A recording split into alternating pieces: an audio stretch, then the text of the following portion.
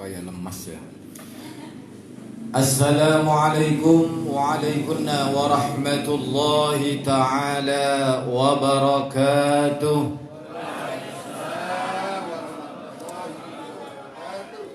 Bismillahi alhamdulillah. Hamdan liman amarana bitta'ah. Walhamdulillahi khaliqul alam. ثم الحمد لله الذي علم بالتكريم وعلم الإنسان ما لم يعلم. اللهم صل وسلم على سيدنا محمد وعلى آل سيدنا محمد والحمد لله رب العالمين. Bapak-bapak, ibu-ibu, jamaah kajian Islam yang dirahmati Allah Subhanahu wa ta'ala. Sudah sepatutnya di pagi hari yang ceria ini, khususnya di tempat ini, di tempat yang mulia ini, kita bersyukur kepada Allah Subhanahu wa ta'ala tidak henti-hentinya. Karena apa? Kita adalah termasuk orang yang beruntung, yang banyak mendapatkan nikmat dan tidak banyak dicabut oleh Allah Subhanahu wa ta'ala nikmat-nikmat itu. Adapun di tempat-tempat yang lain, di area yang lain, di kabupaten-kabupaten yang lain, di provinsi yang lain, banyak orang mendapatkan nikmat tapi dicabut oleh Allah Subhanahu wa ta'ala. Yang semuanya itu dikarenakan, disebabkan oleh ulah manusia itu sendiri. Maka dari itu, bapak-bapak, ibu-ibu, di pertemuan yang kesekian kalinya ini, kami ingin menggugah hati bapak-bapak, ibu-ibu semua bersama-sama dengan ikhlas mengkaji tentang nikmat-nikmat yang diberikan Allah Subhanahu wa ta'ala kepada kita mulai dari kita lahir sampai sekarang. Mari kita perhatikan, mari kita kaji apa nikmat-nikmat yang diberikan Allah Subhanahu wa ta'ala kepada kita. Apakah sudah kita syukuri apa belum? Nikmat-nikmat yang telah diberikan Allah kepada kita, apakah masih utuh atau sudah dicabut oleh Allah Subhanahu wa ta'ala? Maka dari itu, perkenankanlah pada pagi hari ini kita akan mengkaji, kita akan menganalisa, kita akan berpikir bersama, mengajak bapak-bapak, ibu-ibu untuk memahami yang sementara ini, yang selama ini banyak yang kita lupakan. Allah Subhanahu wa ta'ala memberikan nikmat kepada kita untuk disyukuri dengan hati, disyukuri dengan ucapan, dan diterapkan dengan tindakan. Kalau tidak, maka Allah akan turunkan bala musibah. Sebagaimana Allah Subhanahu wa ta'ala berfirman dalam kitab suci Al-Quran, A'udzu billahi minasyaitonir rajim. Bismillahirrahmanirrahim. Wa lanabluwannakum bisyai'in minal khawfi wal ju' wa naqsim minal amwali wal anfusi was samarat wa basyirsh sabirin alladzina idza asabathum musibatun qalu inna lillahi wa inna ilaihi raji'un ulaika alaihim salawatun min rabbihim wa rahmah wa ulaika humul muhtadun. Hadirin bapak-bapak, ibu-ibu, mari kita perhatikan dari ayat tersebut. Di sini kita bersama-sama fokus bahwasanya hari ini sesuai dengan situasi dan kondisi kita atau lingkungan kita atau persekitaran kita atau negeri kita yang saat ini sedang dalam musibah. Kan di mana-mana sedang musibah ya Pak ya. Bahkan yang terakhir baru kemarin lusa itu belum reda yang di Palu sudah banjir bandang di Sumatera Barat. Sudah mau ada gejala tsunami dan gempa bumi lagi di Sumeneb, di Bondowoso. Bertubi-tubi bala musibah, bertubi-tubi bencana, gempa bumi, tsunami dan semuanya. Ini adalah tuntutan Allah Subhanahu wa ta'ala untuk berpikir, untuk mengkaji kembali, untuk menyadari dan menginsafi apa sebetulnya yang terjadi pada diri hamba-hamba Allah ini. Kok sampai bertubi-tubi, khususnya untuk umat Islam, khususnya untuk rakyat Indonesia.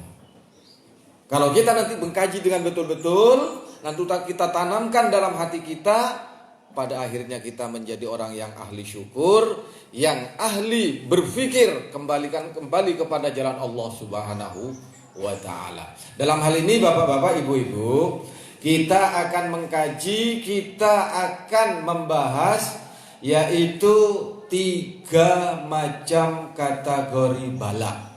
Sebab sementara ini orang bilang bala, ujian gitu saja. Kita harus bedakan supaya kita tidak menjadi orang yang gampang atau mudah putus asa. Sebab kalau disamakan putus asa. Bagaimana Allah Subhanahu wa ta'ala mengkategorikan bala itu kepada hambanya, itu ada 3 minimal. Yang pertama, bala itu sebagai suatu ibtila. Ya, ibtila. Bala adalah ibtila. Yang kedua, bala sebagai kafarah. Yang ibtila tadi adalah ujian atau cobaan. Sedangkan yang kedua, bala sebagai kafarah, yaitu tebusan. Ya, sebagai tebusan atau peringatan dari Allah Subhanahu wa ta'ala. Yang ketiga, ini yang betul-betul bala, yaitu sebagai azab atau hukuman Allah Subhanahu wa ta'ala. Nah, dari 3 kategori bala ini kita akan bahas, kita akan cerna, lalu kita tanamkan dalam diri dan hati kita, nurani kita masing-masing, supaya kita ini tidak gampang putus asa, akhirnya stres. Yang pertama, kita masuk kepada bala, yaitu balaan hasanah. Bala sebagai ujian dulu, ya. Nanti ini kita sampai ke Palu pada akhirnya, Pak, ya. Kita tidak jalan sana, tapi kita akan sampai ke sana. Supaya kita ini paham, ya, dan selanjutnya nanti menerangkan kepada keluarga kita masing-masing di rumah masing-masing. Yang pertama, bala sebagai ujian atau cobaan dari Allah Subhanahu wa ta'ala yang dikenal dengan istilah ibtila al-ibtila. Ini bala yang seperti ini hanya datang kepada hamba-hamba Allah yang baik, hamba-hamba Allah yang suci, hamba-hamba Allah yang dimuliakan Allah Subhanahu wa ta'ala.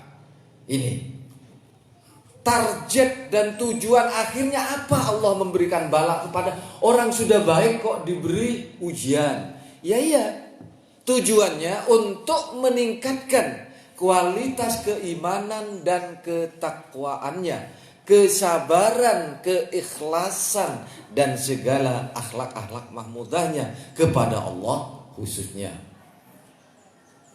Maka dari itu bala yang seperti ini, ujian yang seperti ini hanya didatangkan kepada, contohnya kepada para rasul, kepada para anbiya. Khususnya bala ini cobaan ini biasanya ditimpakan kepada nabi-nabi ulul azmi. Hafal Bapak-bapak. Nabi ulul azmi itu adalah minim, yaitu Nabi Muhammad sallallahu alaihi wasallam. Ulul azmi artinya yaitu yang mempunyai keteguhan hati yang dalam. Al-azam, punya azam yang tinggi, punya azam yang dalam, disebut Nabi ulul azmi yang disebutkan dalam Al-Qur'anul Karim, yaitu Nabi Muhammad sallallahu alaihi wasallam, itu Nabi ulul azmi. Yang kedua, Nabiullah Ibrahim alaihi salam.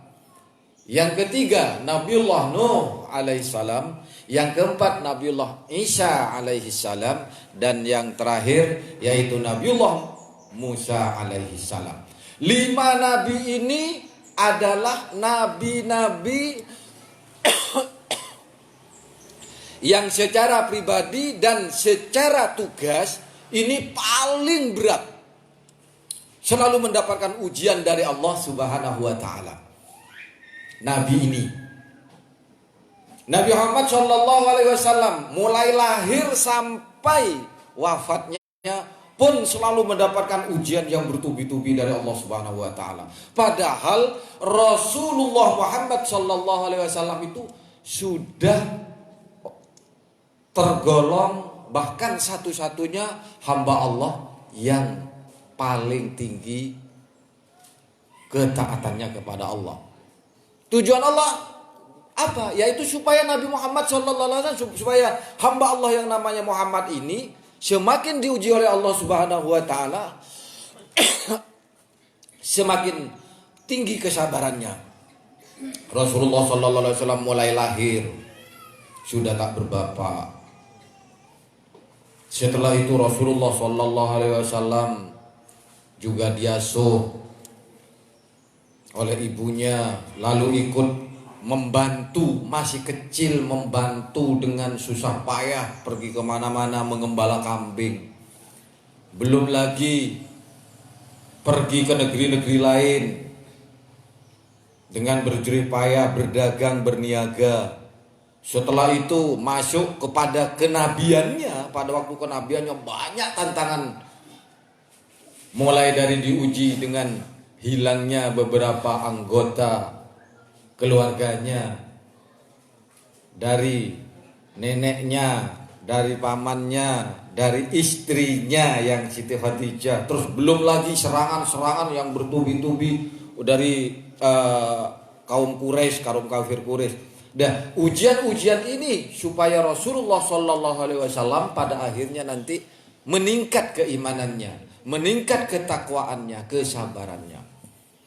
Kenyataannya tetap bersabar dan tetap, ini contoh kepada kita umatnya ini. Kalau kita sudah diuji oleh Allah Subhanahu wa taala lulus dalam satu hal, maka mari kita tingkatkan untuk yang lain.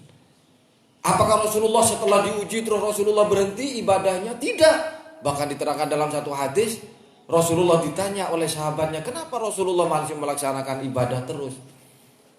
Sampai-sampai kaki Rasulullah itu bengkak dan pecah-pecah di bawahnya. Dan bahkan Rasulullah beristighfar dalam satu riwayat 70 kali sehari, dalam satu riwayat lagi 100 kali. Padahal Rasulullah sudah maksum, sudah diampuni oleh Allah dosa-dosanya. Apakah tidak boleh saya itu menjadi hamba Allah yang bersyukur, wahai sahabat-sahabatku, kata Rasulullah Muhammad sallallahu alaihi wasallam. Inilah ujian yang baik. Untuk menilai kebaikan dan keburukan seseorang, untuk meningkatkan ketakwaannya, kesabarannya, keikhlasannya dan keimanannya. Allah Subhanahu wa taala menguji kepada hamba-hambanya yang seperti ini. Jadi ujian ini ujian untuk kebaikan, ujian untuk keburukan.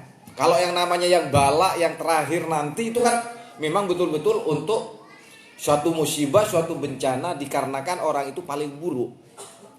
Kalau yang ini jadi kita pahami bapak-bapak, ibu-ibu semuanya ya, bahwasanya kita ini akan diuji oleh Allah Subhanahu wa taala. Ojo beranggapan terus, wah kita ini sudah baik, sudah ahli ibadah, sudah sering datang ke majelis taklim, sudah sering datang ke majelis pengajian-pengajian dan kajian Islam, terus tidak diuji oleh Allah Subhanahu wa taala. Pasti semakin orang ini semakin baik, semakin diuji oleh Allah Subhanahu wa taala. Nabi Yusuf alaihissalam juga diuji oleh Allah Subhanahu wa taala karena dengan ketampanannya. Jadi orang sing ganteng-ganteng niku juga akan diuji oleh Allah Subhanahu wa taala. Nabi Ayub alaihissalam diuji juga oleh Allah Subhanahu wa taala dengan apanya? Yaitu dengan kesabarannya. Beliau diberi penyakit oleh Allah Subhanahu wa taala yang tak sembuh-sembuh. Bahkan sampai istrinya pun juga ngemoi, tidak mau untuk kepada Nabi Ayub. Ulat-ulat semuanya makan daging-daging beliau. Yang tinggal hanya yang diminta oleh Nabi Ayub hanyalah hati dan lisannya untuk berzikir kepada Allah Subhanahu wa taala. Ini ujian Allah Subhanahu wa taala. Lulus. Juga nabi-nabi yang lain.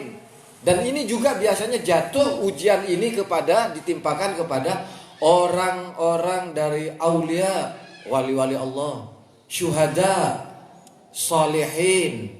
Dan kita semua insya Allah akan diuji oleh Allah Subhanahu Wa Taala. Kita harus siap menerima dan mudah-mudahan kita lulus menghadapi ujian Allah Subhanahu Wa Taala. Dalam keluarga kita pasti akan diuji. Kadang-kadang satu anaknya baik, diuji oleh Allah Subhanahu Wa Taala kita.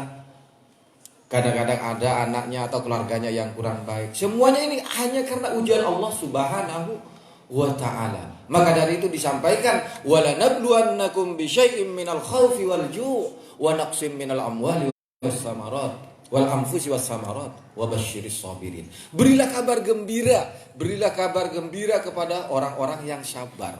Artinya Allah Subhanahu wa taala akan memberi balasan kepada orang yang menyadari bahwasanya semua ini di dunia ini adalah ujian.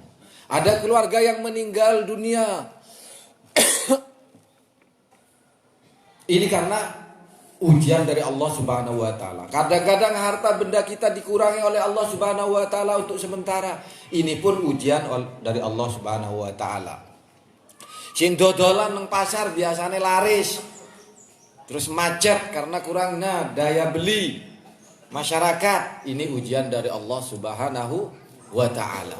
Semua ini mari kita sadari sekaligus kita syukuri dan kembalikan kepada Allah Subhanahu wa taala bahwasanya semua yang ada di muka bumi ini adalah milik Allah. Inna lillahi wa inna ilaihi raji'un. Inilah bapak-bapak, ibu-ibu. Lalu yang kedua, ujian pertama sudah ya. Ujian pertama ini yang disebut ibtila ya atau cobaan, ini adalah biasanya jatuh kepada kita. Sudahlah kita terima gitu aja. Ya. Kita pasti akan diuji oleh Allah Subhanahu wa taala. Pun sepuh pun makin diuji oleh Allah Subhanahu wa taala. Ya, makan semakin tua ini kadang-kadang kita semakin pikun. Maka dari itu ujian dari Allah Subhanahu wa taala. Ujian yang kedua yaitu merupakan kafarah. Ujian yang kedua ini adalah jatuh kepada orang yang baik, tapi orang ini lupa atau lalai dalam pengabdiannya kepada Allah Subhanahu wa taala. Kadang-kadang eling, kadang-kadang lali, nek awake dhewe iki kawulane Allah Subhanahu wa taala. Kadang-kadang ada timbulnya rasa sombong, rasa iri hati, dengki. Lah ini fungsi ujian, fungsi bala yang diturunkan oleh Allah Subhanahu wa taala yaitu untuk menyadarkan kembali, mengingatkan bahwasanya kamu ini adalah makhluk Allah. Jangan sok petita-petiti bahwasanya kamu ini makhluk Allah. Segera bertaubatlah kepada Allah. Ingatlah kepada Allah dan kamu harus menebus dosa-dosa yang telah kamu perbuat. Sebab Allah Subhanahu wa taala sudah berfirman dalam Al-Qur'an, "Zaharal fasadu fil barri wal bahr bima kasabat aydin nas." Timbulnya mara bahaya, kefasadan di muka bumi ini dikarenakan di laut dan di darat, di daratan dan di lautan itu sebetulnya asal usulnya dikarenakan ulah tangan manusia itu sendiri. Kita harus sadar dan kita harus mengakui. Ini adalah Allah Subhanahu wa taala yang menimpakan memang, tapi disebabkan karena kita ini sudah melakukan dosa. Ya. Sudah melakukan dosa. Wis nerak datang aturan-aturanipun Allah Subhanahu wa taala. Lah, bala yang kedua ini Bapak-bapak, Ibu-ibu adalah bala yang ditimpakan kepada orang-orang yang baik tapi lupa, lalai. Nah, ini kita masuk yang pertama atau yang kedua? Mudah-mudahan kabeh kadang-kadang kita. Nek sementara ini masuk yang pertama, mudah-mudahan masuk yang pertama. Ya, menjadi orang yang baik yang tidak lupa. Kalau yang kedua adalah kita ini sebetulnya orang baik tapi kadang-kadang lupa. Maka dari itu Allah Subhanahu wa taala pada akhirnya menurunkan peringatan. Ya, menurunkan peringatan berupa kadang-kadang berupa angin, gitu. Dek nopo niku di Kecamatan Dagangan angin kencang sampai pirang-pirang wit-witan niku wis ambruk kabeh. Pada waktu itu wong sing kula lucu, enek wong sing moro nang ratan adzan kolak-walik. Berarti ora nate ngrungokne adzan. Karepe niku kan niru-niru, ayo padha adzan gak buwe. Bae adzan niku kleru. Allahu akbar, Allahu akbar. Allahu ala shalah, Allahu ala shalah. Ya ora salah tapi kurang pas. Gitu. Niku terjadi betul, kula ora kok cerita goro, betul-betul. Sejene niku padha gupuh sebab iku angin, Pak. Nek teng daerah iki nggih angin mboten ndek napa niki? Hujan dan angin. Nah, itulah. Itu baru sebentar saja, hanya berapa menit saja, enggak ada setengah jam, enggak ada itu anginnya. Sudah semua susah, mau sadar. Dan memang tujuan azab ini adalah untuk menyadarkan manusia supaya kembali ke jalan Allah dan supaya dosa-dosanya diampuni oleh Allah Subhanahu wa taala sebagai kafarah. Ini. Contohnya yang terjadi zaman dulu adalah yang terjadi di Mesir. Ya. Cobaan yang kedua pernah terjadi di Mesir, yaitu terjadi pada masa pemerintahan Raja Kiftir Al-Aziz. Di situ diteruskan oleh Nabiullah Yusuf alaihi salam, terjadi bencana kekeringan selama 7 tahun. Sebabnya apa? Kenapa terjadi seperti itu? Ini dikaji. Kenapa di Mesir pada waktu itu sudah kok terjadi kekeringan seperti itu? Supaya ingat dosa yang dilakukan apa? Kalau ikut kepada Al-Quran surat Yusuf ayat 21 sampai 32, dosanya ini mayar, Pak. Yaitu dosa seorang permaisuri yang bernama Zulaiha. Niku wane-wanene kan suami Zulaiha namanya Kiftir Al-Aziz, ya, yaitu membeli Nabi Yusuf alaihissalam. Pada waktu itu masih Yusuf, masih kecil, setelah dibuang oleh keluarganya, ya kan? Oleh keluarganya, terus katanya diterkam oleh macan atau apa itu, lalu oleh seorang saudagar dibawa ke Mesir.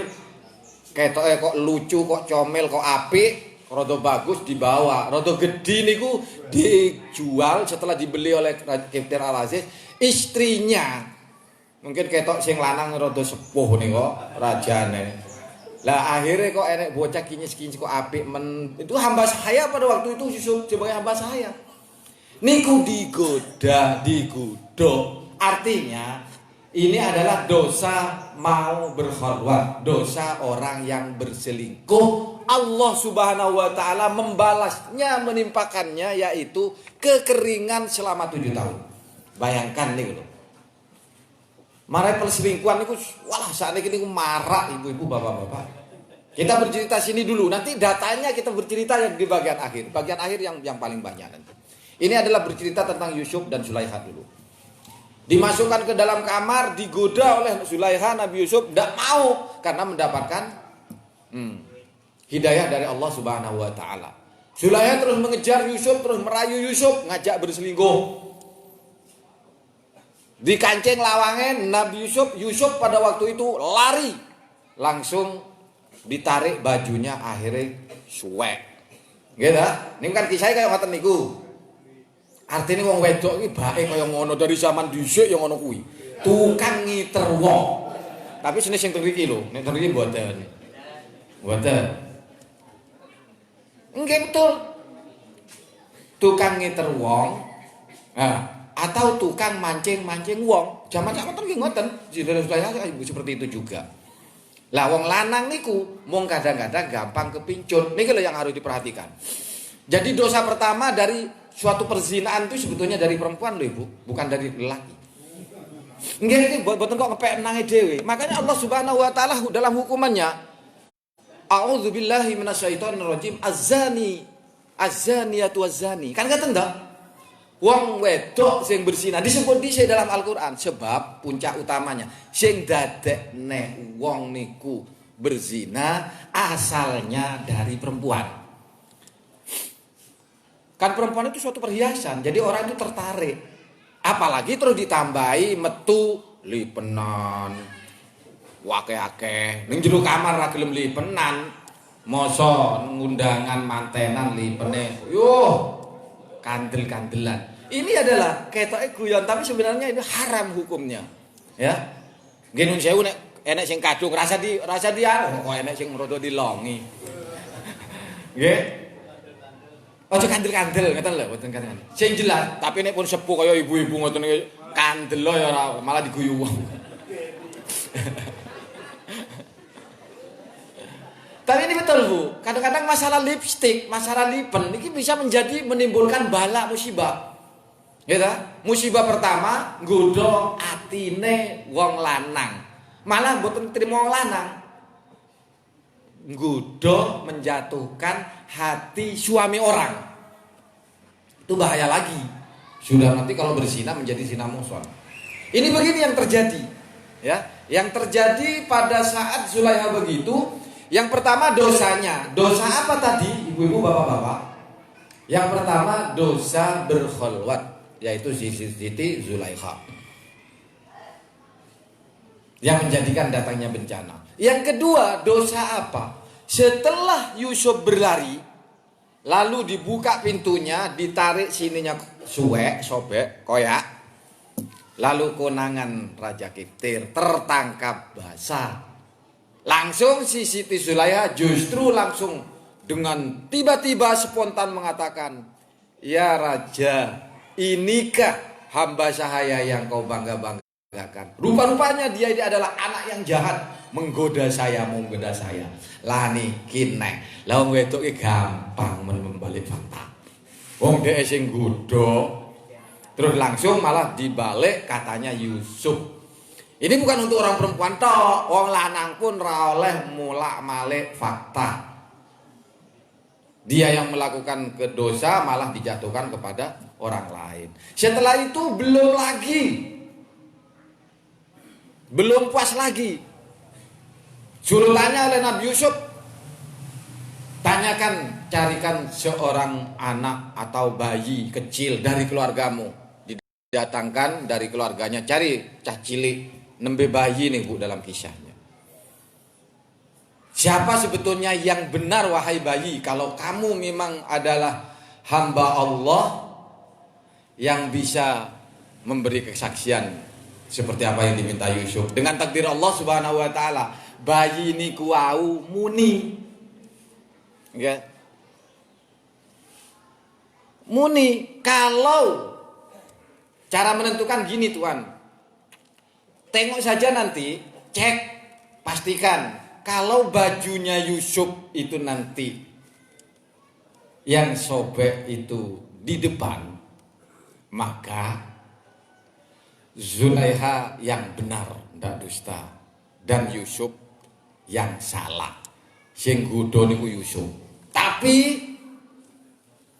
wa in kana qamisuhu qudda min qubulin min duburin fakadzabat wa huwa minas shadiqin. Kalau baju Yusuf ini yang sobek di belakang, berarti Zulaiha yang dusta, Yusuf yang benar, kan gitu. Pada akhirnya apa yang terjadi? Ternyata bajunya sobek di belakang. Berarti itu adalah jelas-jelas Zulaiha yang menggoda, mengajak untuk berselingkuh. Itu pun belum puas. Walah, ini kamu membuat tipu daya. Wah, sudah bermacam-macam ringkasnya dari kisah ini, ya. Penebaran fitnah, marah, podo karo ngene dhewe. Ya, fitnah sana sini, mengaku begini. Bencana sudah banyak turun pada oleh Allah Subhanahu wa taala, banyak lagi memfitnah, banyak lagi kesombongan. Ya. Inilah ditimpakan oleh Allah Subhanahu wa taala bala. Bala ini fungsinya dua, ya. Kepada Nabi Yusuf bala itu tadi, sebab tadinya Nabi Yusuf itu hampir loh Pak, ya. Saya cuplek lagi. Walaqad hammat bihi wa hamma biha laula ar-ra'a burhana rabbi. Kan begitu. Asalnya pertama itu setelah dikancing lawang, gitu. Niku Zulaiha hampir melakukan sesuatu. Setelah itu Nabi Yusuf pun wis mulai kerentek dalam hati ini. Wahamma biha. Tapi karena melihat sesuatu tanda, ada yang mengatakan dalam riwayat, ada yang mengatakan melambaikan jangan Yusuf, ada yang mengatakan lambaiannya ke dalam hati. Akhirnya rasido Nabi Yusuf. Zulaiha itu ya ayu loh. Nabi Yusuf pun meh tertarik, apalagi kaya awake dhewe digodha wong wedok ayu rada lemer niku bahaya, hati-hati. Dan ini memang Bapak-bapak, Ibu-ibu semuanya. Ini kenapa kita peringatkan? Karena yang terakhir ini, balak yang terakhir nanti kita akan sampai ke sini. Yang fokusnya kita nanti untuk menyadarkan diri kita, keluarga kita, tetangga kita, lingkungan kita semuanya. Mari kita kembali kepada Allah Subhanahu wa taala. Jauhi hal-hal yang menyebabkan bala ketiga ini akan diturunkan oleh Allah Subhanahu wa taala. Apa bala ketiga? Ibu-ibu, bapak-bapak, bala yang ketiga ini satu bala musibah yang ditimpakan oleh Allah Subhanahu wa taala kepada hambanya yang mungkarot. Ya, kepada hambanya yang mungkarot, kepada hambanya yang bermaksiat, kepada hambanya yang berbuat fahisyah, perbuatan-perbuatan keji. Ini yang mari kita bersama-sama. Terutama wong lazismu niku. Jadi nek jenengan ngerti, nek jenengan ngertos, pada akhirnya jenengan akan bangga dan bersyukur kepada Allah dapat membantu menggerakkan warganya, menggerakkan anggotanya untuk mengumpulkan amal, gitu. Karena apa, kita tahu isinya. Kenapa kita beramal? Karena untuk membantu yang demikian. Lah, pada akhirnya jenengan niku akan bersyukur kepada Allah dan semakin giat untuk meningkatkan amal. Nagi kadang-kadang tekon tindi demi itu, padahal jenengan rak disiarne nang TV. Dan ini juga kan rebut-rebutan kan. Ada yang dari ini, katanya dari FUI itu hot. Ndak membantu itu, padahal datang paling awal contohnya. Sebab apa buktinya? Ndak ada di TV, ndak disiarkan. Lah kok KB ngaku-ngaku arepe beramal gini. Lah, ini pun yang menimbulkan bencana ini makin panjang. Ya kan? Karena banyak kesombongan. Ya. Sebab apa? Ada 5 hal. Nah, ini yang terakhir. Wau kan pertama sebagai ujian, ya kan? Atau ibtila. Yang kedua bala musibah itu, bencana itu turun sebagai kafarah. Dan yang ketiga sebagai azab dari Allah Subhanahu wa taala. Ini ditimpakan kepada orang-orang yang karena 5 hal. Catat ibu-ibu. Akan turun loh kalau 5 hal ini masih ada di muka bumi, bala Allah Subhanahu wa taala akan selalu turun. Yang pertama, disebabkan apa bala musibah ini turun ke dunia? Di Jepang, di Amerika, di Spanyol, di Hong Kong, menewaskan orang berpuluh-puluh ribu. Di Indonesia mulai tahun 2000 berapa tuh? Di Aceh 2008 nominen gitu. 2004 di Aceh, di Jogja, ya kan? Terus di NTB, di Palu niku sing gede-gede, urung sing urung. Nggih naudzubillah min dzalik. Gak apa-apa rasa wedi awake dhewe. Mboten sajre. Kadang-kadang tak cerita ngeten wong wedi, wong pun cerita ngoten. Lah ben ero awake dhewe bendang sadar sak urung duwe bala. Wong dene kan diparingi musibah karo Allah Subhanahu wa taala tampa mawon. Wong dislametne karo Gusti Allah Subhanahu wa taala nek awake dhewe kira salah. Memang ada sebagian tapi mendapatkan balasan kafarohnya, tembusannya nanti akan mendapatkan kemuliaan di sisi Allah di akhirat kan gitu. Jadi sebab-sebab munculnya bala bencana yang bertubi-tubi ini, yang pertama, ini pertama Bapak ya. Karena maraknya kesyirikan. Ini yang pertama loh ya. Kenapa kok banyak bencana alam, ya kan?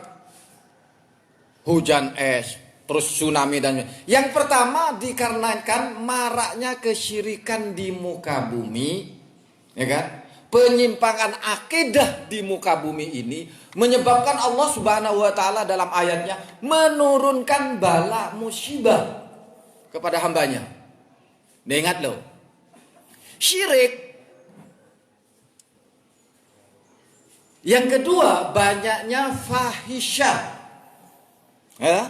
Banyaknya fahisyah. Penyimpangan seks, pesta seks. Ada lagi istilah LGBT. Ini ada 5. Yang pertama tadi maraknya kesyirikan di muka bumi sudah sulit dikendalikan, bahkan cenderung mempertahankan kesyirikan di muka bumi ini. Ini yang menyebabkan bencana alam niku mandap turun bencana alam niku Pak Bu. Niku sebabnya ngoten, awak dhewe moga-moga didoi. Nggih ta?